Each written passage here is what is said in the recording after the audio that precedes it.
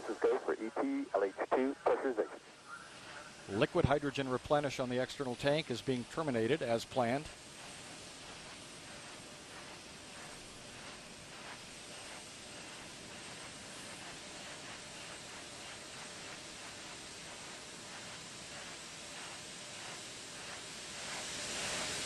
T-minus 1 minute, 30 seconds and counting. All systems are go. About 90 seconds away from the launch of Space Shuttle Discovery on her final mission.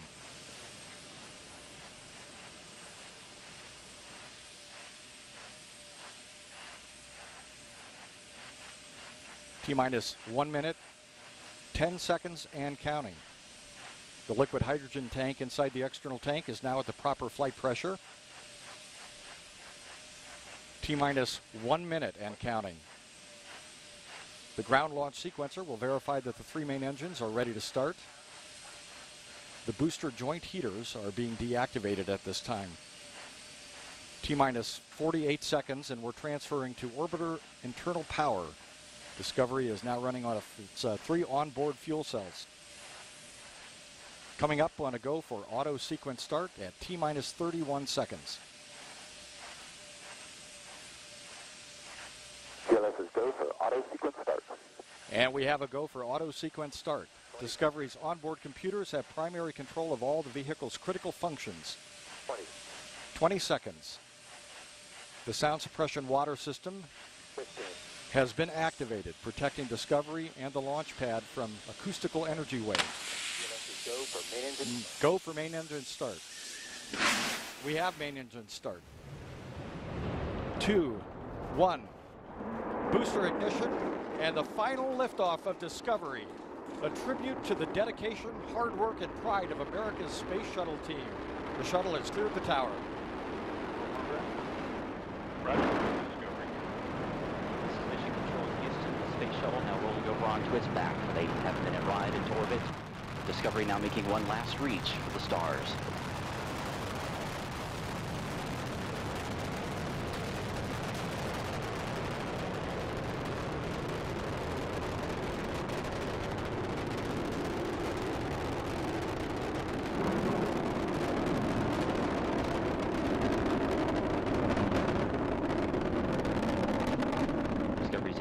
Throttling down as the orbiter passes through the area of maximum pressure, reducing the stress on the shuttle as it goes supersonic.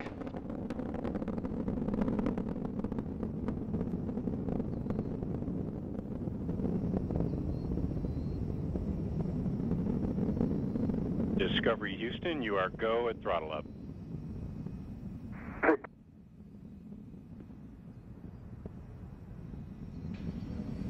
Commander Steve Lindsay acknowledging the call from Capcom Charlie Hobaugh as Discovery's 3 main engines throttle back up. Lindsay is joined on the flight deck by pilot Eric Bowen, mission specialist Al Drew, and Nicole Stott.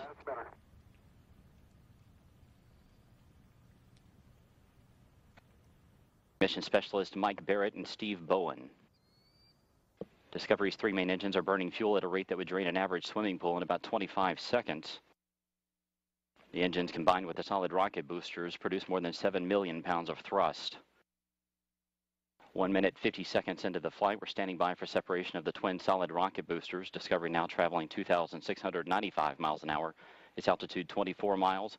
Downrange from the Kennedy Space Center 29 miles.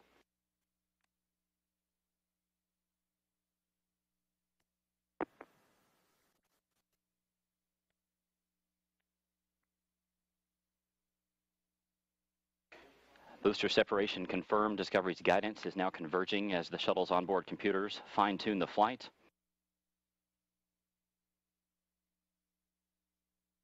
Two minutes, 25 seconds into the flight, Discovery traveling 3,189 miles an hour. Its altitude 37 miles. Downrange from the Kennedy Space Center 53 miles. Discovery now getting a boost into orbit from its twin orbital maneuvering system engines on either side of the shuttle's tail.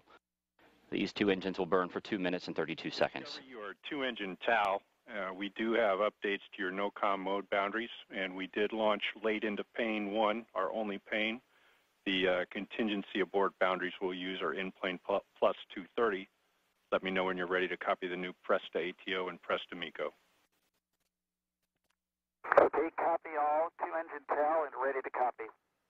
Pinto, you're press to ATO 11.9, press to MECO 15.4.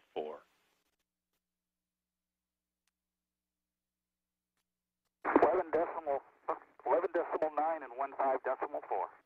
That's a good read back on both.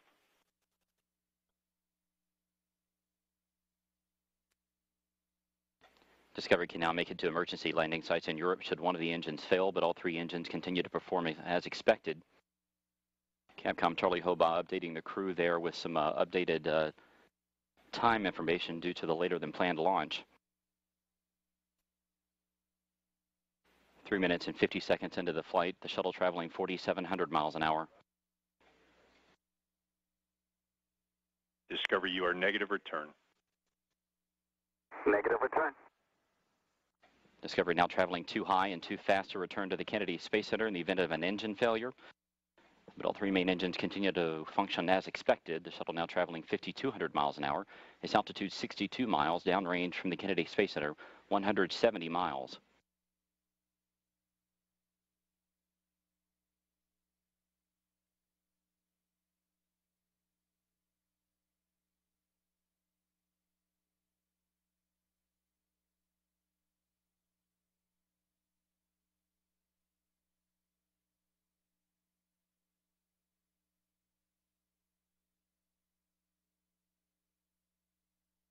Four minutes, 45 seconds into the flight. Discovery traveling 6,200 miles an hour. Its altitude 66 miles.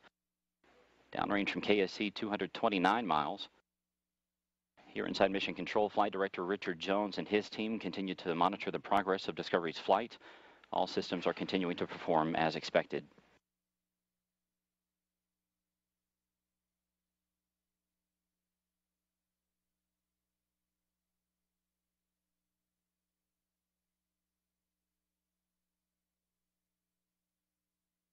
Discovery, you are press to ATO. Press to ATO. That call from Capcom Charlie Hobaugh indicating that Discovery has enough energy to make it to a lower than planned orbit should one engine fail at this point. However, all three engines continue to burn as expected. Discovery, you are single engine ops 3. Single engine ops 3.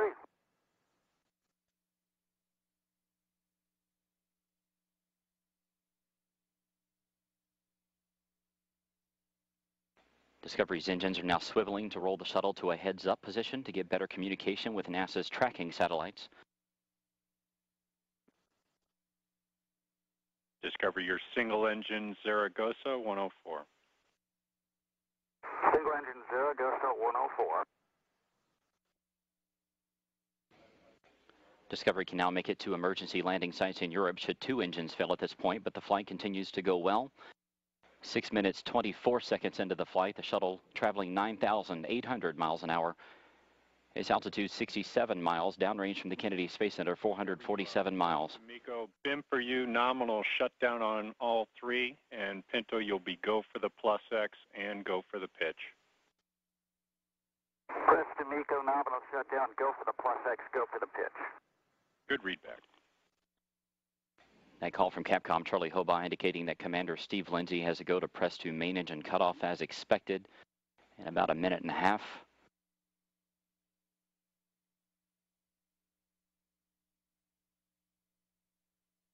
Discovery, you are single engine press. Single engine press.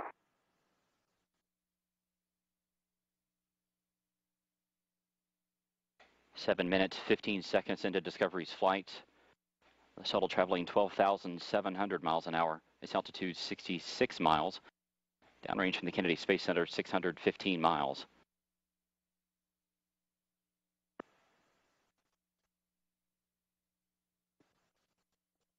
Discovery's engines now throttling back to keep the forces on the crew and the shuttle to 3 times that of gravity. The shuttle traveling 14,000 miles an hour.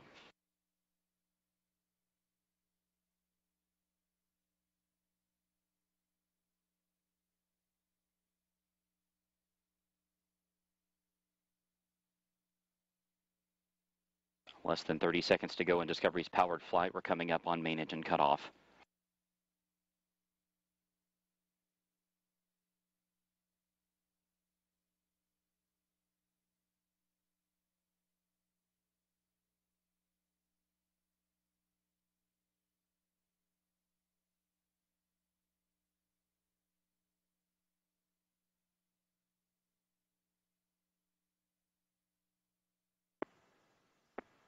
Main engine cutoff confirmed. Space Shuttle Discovery now in space.